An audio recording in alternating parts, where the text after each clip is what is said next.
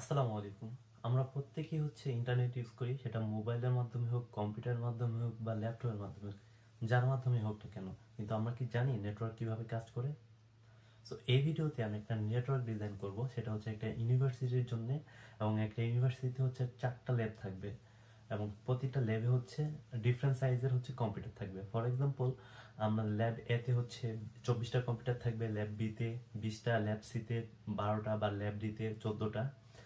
তো 4টা ল্যাবের জন্য 4টা রাউটার থাকবে, এবং প্রতিটা রাউটার থেকে সুইচের মাধ্যমে কম্পিউটারগুলো কানেক্ট থাকবে, এবং প্রতিটা ল্যাবের জন্য সার্ভার থাকবে। তো 4টা ল্যাব 4টা সার্ভার থাকবে। তো এখন সার্ভার কি, সার্ভার কিভাবে কাজ করে? ফর এক্সাম্পল, আমরা যে ফেসবুক ইউজ করি, ফেসবুকে কি করি, আমরা ছবি আপলোড দেই, ভিডিও আপলোড দেই। সো এটা কোথায় গিয়ে জমা হয়? এটা সার্ভারে গিয়ে জমা হয়। সার্ভারে কি করে? সার্ভার ডাটাগুলো স্টোর করে। সো এখন আমরা দেখব যে আমাদের এই ইউনিভার্সিটিতে যে 4টা ল্যাব, এবং 4টা ল্যাবে আমরা কিভাবে আমরা কম্পিউটারগুলো কানেক্ট করি, নেটওয়ার্ক ডিজাইন করি। সো যখন আমরা নেটওয়ার্কটা ডিজাইন করব, তখন কি হবে, প্রতিটা কম্পিউটারের জন্য একটা ইউনিক আইপি অ্যাড্রেস থাকবে। সো এই আইপি অ্যাড্রেসের মাধ্যমে তার লাইক একটা কম্পিউটার থেকে আমরা আরেকটা কম্পিউটারের ডাটা ট্রান্সফার করব। সো যখন আমরা নেটওয়ার্কটা ডিজাইন করব, তখন আমরা একটা ল্যাবে আমরা কি করতে পারি, একটা ল্যাবে কম্পিউটার 1 নাম্বার কম্পিউটার থেকে আমরা 10 নাম্বার কম্পিউটার আমরা ডাটা ট্রান্সফার করতে পারবো। ঠিক তেমনি ল্যাব এ থেকে ল্যাব বি তেও আমরা ডাটা ট্রান্সফার করতে পারবো, এবং ল্যাব বি থেকে সি তে ডি তে যে কোনো জায়গায় আমরা কি করতে পারবো, ডাটা ট্রান্সফার করতে পারবো। So let's move on computer screen.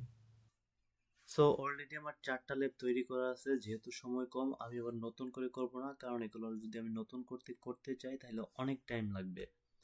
এবং আইপি অ্যাড্রেস আমি কিভাবে করছি, কোন আইপি অ্যাড্রেস কিভাবে বসাইছি, এগুলো আমি বলবো না, কারণ এগুলো বলতে গেলেও অনেক টাইম লাগবে।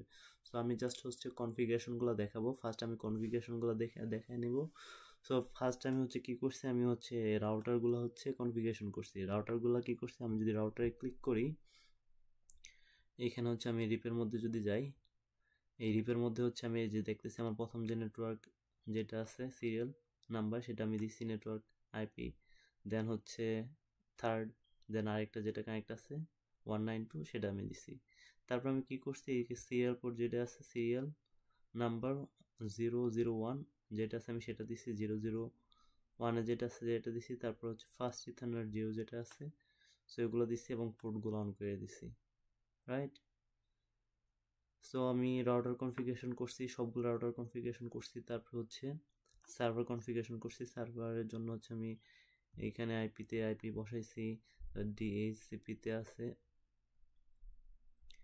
সার্ভিস, ডিএসসিপিতে আমি ডিএসসিপি বসাইছি। ডিএসসিপি যে এখানে আছে আমার কত নেটওয়ার্ক ডিফল্ট গেটওয়ে বসাইছি, ডিএনএস সার্ভার যেটা আছে সেটা বসাইছি, এবং অন করে দিচ্ছি। সো এগুলো আমি আর সবগুলো সেম, সবগুলো আমি সেট আপ করে নিয়েছি। সো এখন আমি দেখবো আমার যে পিসিগুলো আছে, পিসিগুলো এইটা যদি আমি দেখি, পিসি এটা আইপি অ্যাড্রেস কনফিগারেশন করা আছে কি ডিএসসিপি। ডিএসসিপি আমাদের যে আইপি অ্যাড্রেস সেগুলো অটোমেটিক নিয়ে নেয়, এবং সাবনেট মাস্কেটও নিয়ে নেয়, ডিফল্ট গেটওয়ে অটোমেটিক নিয়ে নেয়, এবং ডিএনএস সার্ভার যেটা আছে সেটা অটোমেটিক নিয়ে নেয়। সো আমাদেরকে ম্যানুয়ালি বসাতে হয় না।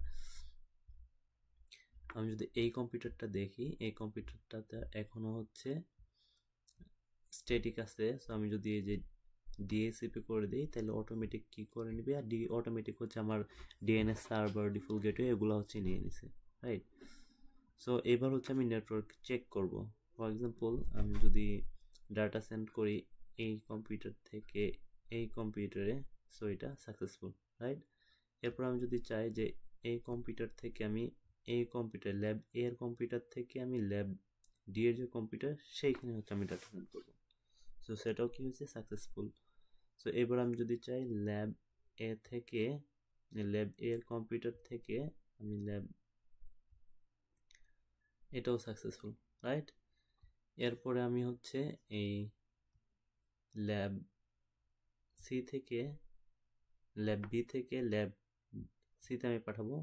সো এটাও সাকসেসফুল। এরপর যদি আমি ডাটা পাঠাতে চাই ল্যাব সি থেকে ল্যাব ডিতে, সো এটাও সাকসেসফুল। তাহলে আমি কি করতে পারতেছি, তাহলে আমি একটা ল্যাব থেকে আরেকটা ল্যাবে আমি কি করতে পারতেছি, ডাটা ট্রান্সফার করতে পারতেছি। সো এবার আসে আমি কোন কেবলগুলো ইউজ করছি। সো এখানে হচ্ছে আমি যে রাউটারের যে সিরিয়াল পোর্টগুলো আমি যেগুলো কানেক্ট করছি এগুলোর জন্য সিরিয়াল DCE এই কেবলটা আমরা ইউজ করছি। এবং রাউটারের ক্ষেত্রে যখন আমি এই সিরিয়াল পোর্টটা যখন আমি কানেক্ট করব তার জন্য আমাকে কি করতে হবে, তার জন্য হচ্ছে আমাকে আরেকটা জিনিস করতে হবে। এখানে এসে WIC 1টে এখানে এসে আমাদের কি করতে হবে, এই যে এখানে যে সিরিয়াল দেওয়া আছে পোর্ট সেটা হচ্ছে সেট আপ করতে হবে।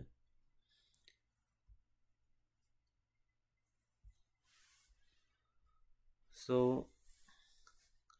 এই হচ্ছে আমার নেটওয়ার্ক, যেখানে হচ্ছে প্রথমটাতে আছে হচ্ছে অ্যারাউন্ড 20টা কম্পিউটার, ইয়েস 1 2 3, এবং এটাতে আছে 24টা, এবং এটাতে আছে হচ্ছে 6টা, 6 6 12টা, এবং এটাতে আছে 14টা। তো 4টা ল্যাবের জন্য এই হচ্ছে নেটওয়ার্ক। Thank you.